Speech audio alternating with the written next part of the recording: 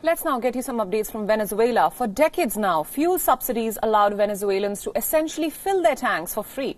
But in a historic policy shift, Venezuela has now scaled back the long-standing subsidy, and it's now selling the recently received Iranian fuel under a new price system. Our next report takes you through the chaos caused by this policy shift in Venezuela. Take a look.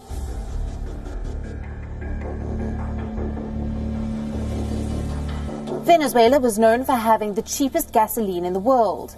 But starting June, the South American oil-producing nation rolled back decades of heavy subsidies in response to fuel shortages in the oil-rich nation. The new model features dual prices, dollar payments and private import permits, ending the state's 50-year monopoly on fuel supply.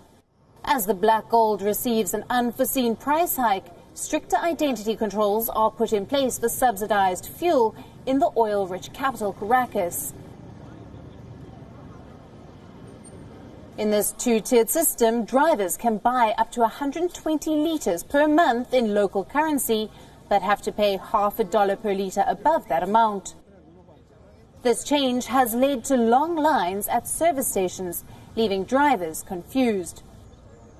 The plans roll out confused workers and consumers across the country.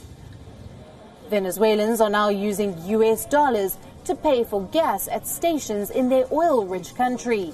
And many consumers are facing issues in payment as some stations are not accepting local currency.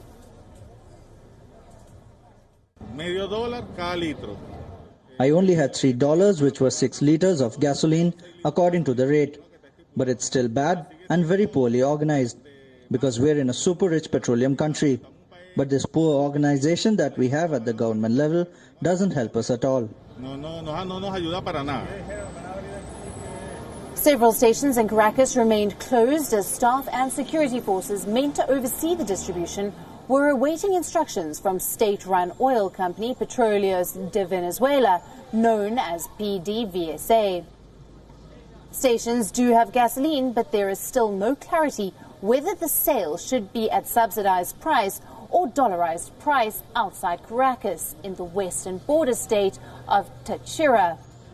Many stations never opened, while in many places, stations quickly ran out of the subsidized gasoline.